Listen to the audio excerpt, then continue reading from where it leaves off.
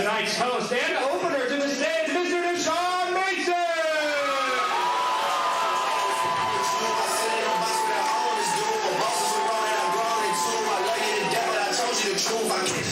Hello! How the hell are we doing tonight? Excellent, that's what I like to hear. Hello everybody, my name is Deshawn. Yes, as you heard on your host. Oh, hello. Hi, hello, hi. Ladies and gentlemen, I am so excited to be here for you. Now, what you need to know about me is I really just like three things. One, money. Two, drugs. Three, giving people the wrong first impression. I'm sorry about that, that's not me. I know some of you were really excited about that. I feel like you were very excited about that. You know, when I think about money and drugs, really I just think about what my mother used to tell me, which was about weed. She'd say, weed, better not talk about drugs, there could be cops listening, you know what I'm saying? Like, that's just plain smart, you know, anybody could be, this guy could be a cop right here. You know, excuse me, sir, are you a cop? Yes. No? Alright everybody, relax, not a police officer, relax everybody, relax. What's your name, my friend? Josh. Josh. Everybody say hi, Josh. Hi, Josh, you don't know. Right now, we're in this set together. I've chosen you out. It's going to be me and you against the world, man. I'm in it for the long haul. That's what I like to hear. Now, how I like to usually start my sets is by telling a story. Now, I've been in stand-up for about 9 years now. My 10th anniversary will be in October. So I've been thinking about, oh, well, thank you. Tiny applause there. Thank you. What I've been thinking a lot about is my first forays into stand-up. And the story that I would always tell was the first time that I ever got a speeding ticket. Does that sound like a good story for everybody? Yes! My friend right here, is this a good story? Is it okay to tell her this? Or you can thank Josh for this, all right, everybody? Thanks, Josh. Now, what you have to understand for this story is that I was in Florida at the most redneck wedding I have ever been to. Now, while I was at this wedding, I met a man who was a volunteer firefighter in the next town over. The name of that town was Black Man, Florida. Now, that is a real town that exists in Florida for some reason. I don't know why it's there. But you can Google it right now. Now, you have to understand how I got all that information, though. I want you to imagine me realizing that I'm the only black person at this wedding. And that is when I see a man wearing a jacket that just says, Black Man Rescue. I'm sorry, what is about to happen here? And how often does this happen that you guys have a dedicated team to this one thing? So, like any sane person, I have to talk to that man. So it turned out that the town of Black Man was just 5 minutes away. So we immediately drove to Black Man. And let me tell you, it was exactly as I imagined. It was a utopia. There was the Black Man City Hall and the Black Man College. No, I'm just kidding. It was a really small town. But here I am driving through, and I'm probably too excited about it. And that is when I see these blue lights pop up in my rear view. I'm like, oh no. So I pull over, and I'm trying to think of something that I can say or do to get me out of the speeding ticket, and that is when it hits me. The officer walks up to the car very calmly. He looks in the window, he says, son, do you know why I pulled you over? And I was like, yeah, man, it was on the side of your car. Black Man Police. He laughed, I laughed, he laughed, and he was like, you get out of here! The greatest day of my life. All right, Jack.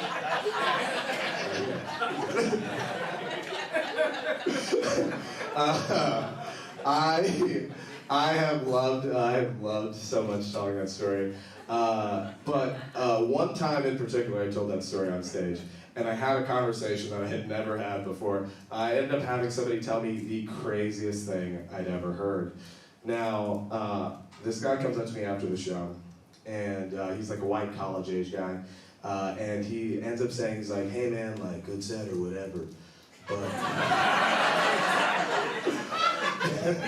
You know, I just feel like it's really unfortunate when black comedians feel like they have to tell jokes about getting pulled over on stage. And I'm like, all right, everybody gets pulled over, don't make it weird. And then he proceeded to make it super weird. So he said the craziest thing I've ever heard a human being say. He looked me in the face and he said, well, you know, it's just not really fair to the police officers because most people don't know this. But 85% of all the crime in America is caused by black people.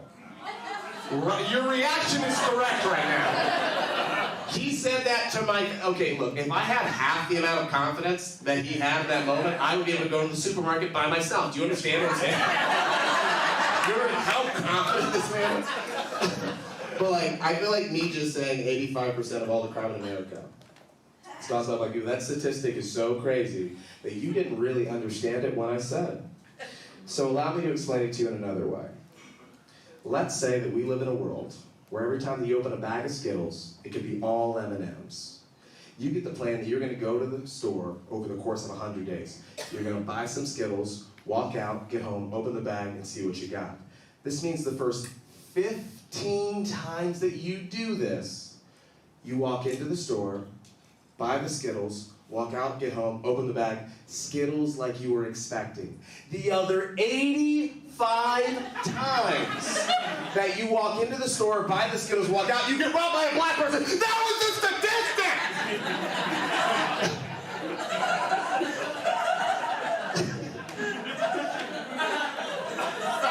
Look, I just never expected to hear somebody say that they like the crime statistics like the way they like their chocolate bars.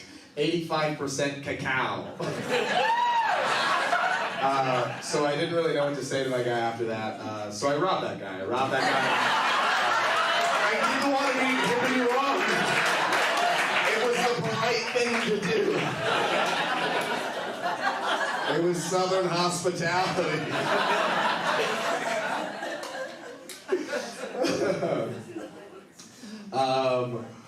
So I used to live in Charleston before I moved here, and did somebody say woo to that? Hell yeah. I like that you pointed, you were like, it wasn't me. I'm like, no, I'm not from Charleston. You know, like, so moving to Savannah has given me like all sorts of like new and interesting opportunities. Actually, here at this theater last summer, they were doing a improv summer camp, which was really cool at this theater. Now, during that summer camp, they actually asked me if I would be willing to teach children stand-up, and I was like, yeah, sure, that sounds great, let's do it. So when I got here, I just thought it was kind of funny. So when I arrived, I knew that I had about a 30-minute slot, and then I found out that I had 30 children. I was like, oh, 30 children, 30 minutes? That sounds like a lot of kids to teach stand-up all at once. So they're like, oh, don't worry, we're gonna break it up. So then it ended up being 10-minute segments for 10 children at once. So I had a minute a child to teach them the better parts of joke writing. But here's the thing, when you're trying to teach kids how to write jokes, is like, it is really hard to explain like the benefits of misdirection for a joke. Like, that is one of the easiest ways to like write a joke, and it was really hard to do that in a time constraint. One of the other things that I've been doing is going to the beach a lot. I really enjoy going to the beach, but like honestly, the beaches here in Savannah are really different because the seagulls are just way more aggressive here. One day I was at Tybee, and I just see this huge seagull just floating in the breeze, right? And there's this dad pushing his baby in a stroller, right? And he's holding a slice of pizza up above his head, like just like taunting the seagull, you know? And then all of a sudden I see the seagull like make the decision, and it swoops down, takes the man's baby. It was the craziest thing I've ever seen. Misdirection, we're still in this joke, everybody. We're still in this joke. That's right, yeah, you thought that was going nowhere, huh? Gotcha. I think one of the other ways that I really enjoy writing jokes, like there's like a few of like the other things you can do, you know, like you can always just like make up a fact, which is a great way to write a joke. Like for instance, did you guys hear that Ariana Grande is actually going to be releasing an album that's going to be sold exclusively at Starbucks? It's going to have 3 different performers on it. It's going to have Ariana Grande, Ariana Tall, and Ariana...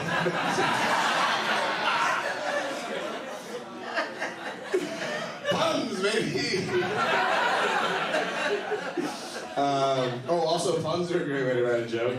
Yeah, you just make an observation about 2 words. You're like, actually, these are pretty similar. Like, anybody ever think to themselves, you know what, dad bod and father figure are pretty close. So that joke goes like this. My dad got a weird compliment the other day. Somebody said they really appreciated his dad bod. Made him feel self-conscious. So he started a diet to better watch his father figure. Ta-da! But I think my favorite way of writing a joke has got to be just starting with a true story. That's like my favorite way, like just starting with an interesting story. But then the question becomes like, how do you know when a story is interesting? Like, at what point during a story do you know it's good? So for me, personally, like how I make that decision is I ask myself a single question. Will this be fun?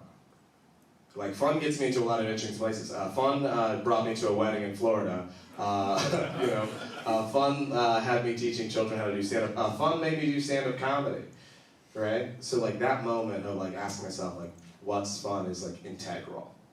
So for my last story here for you, I want to tell you a story that happened back when I lived in Charleston. Josh, is this okay if I tell everybody the story? Yes.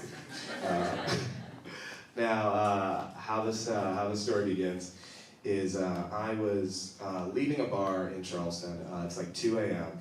Now in Charleston, I used to live on one of the cobblestone streets. I'm not bragging. It was nice though. It was nice.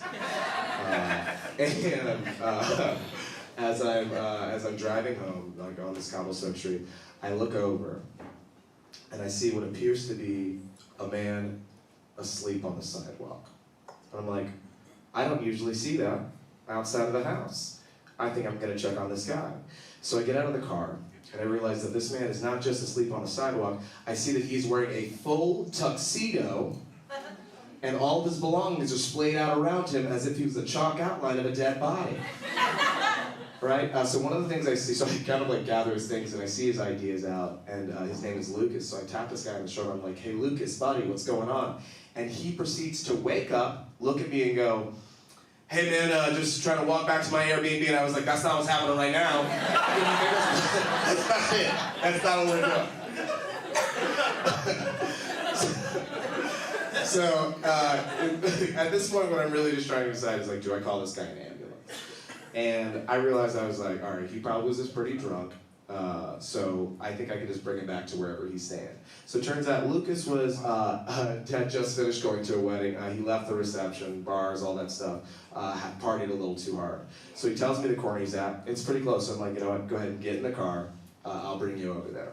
Now, when we're driving over there, on this corner, there is this giant, like 3-story building with like a huge fence around it. It's just like a beautiful mansion of a building, and then there's all these little townhouses. And then I'm like, hey man, which townhouse are you in? He goes, oh, I'm in that one. I was like, you're in the mansion? He's like, yeah. And I was like, well, all right, I guess that's it, man. Enjoy.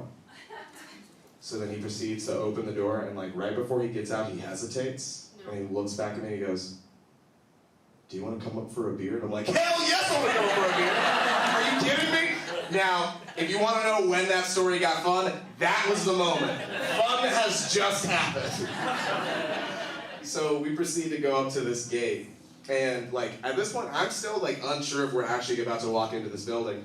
So when we walk up to it, he starts pressing keys in on the keypad, and then to my surprise, it begins to ring. I'm like, oh shit, we're actually gonna get in here. So somebody proceeds to wake up, and they're like, hello? And Lucas yells at the top of his lungs, try to get in here! And I was like, we're gonna get arrested. This is it. This is how the story ends. And then that person hangs up and he's like, no, this is the code, this is the code. So he tells me the code, and I type it in, and to my surprise, the gate raises into the air. I was like, holy shit, we're doing this. So then we proceed to go through 2 more locked keypads before we get to the elevator. We get on the elevator, go to the 3rd floor, 1 more keypad, and we are in this living room. Now this living room is, honestly, it's probably about the size of the room that we are currently in. It had marble columns in it, and then across the way, there's like all this glass windows. There's a balcony outside, and in the center of the balcony, there's a statue that's spraying water out. It's 3 a.m. I'm like, what Bond villain apartment have I stumbled into? So I start, so we go ahead and start walking through. We walk through like this huge kitchen dining room area, and then we go back to this room that has 4 doors on it. So he proceeds to start knocking on each of these doors, and I watch him have the same conversation each time. Where he goes, "Hey man, it's Lucas, I got a friend I want you to meet." "Hey man, sorry, I've already got a friend in here. So you're not gonna come out?" "No man, not right now." "All right." And I'm just like, "Lucas, you got shitty friends." All right, they all left you to fall asleep on the street. But once we go ahead and have this beer, we're sitting out on the balcony. This is my favorite part of the story. It's when Lucas starts to tell me about this girl that he met at the wedding.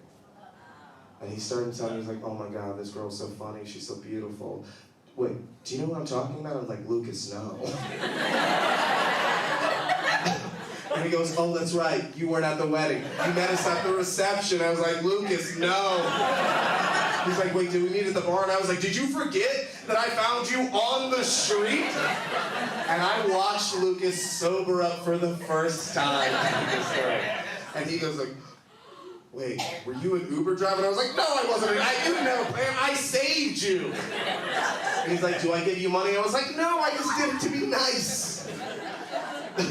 So we're talking about this, and then all of a sudden one of his friends actually comes out of the back room, and he sees me, and he's like, "Oh, hey, did you meet this guy at the bar?" And I was like, "No, I found your friend on the sidewalk." And he was like, "Oh, were you an Uber driver?" I was like, "Why do you keep asking me that?" What's the plan here? So it turns out that Lucas lived in Greenville, South Carolina, and Lucas actually a really cool dude. We like traded info. When I went up to Greenville, he told me to hit him up, so I did, and he like brought me out on the town, drinks, food, paid for it all. Really what I'm trying to tell you is that if you see somebody on the street every once in a while, you should pick them up. It can make for a fun story. And also, just as a personal point of pride, I do like that my set started at a wedding and black man rescue, and we ended at a wedding and white man rescue.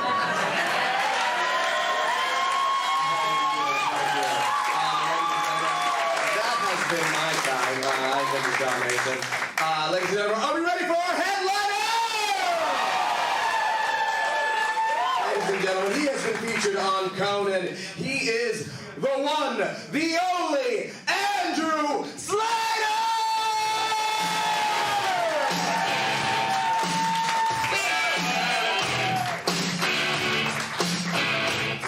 Keep it going for Deshawn.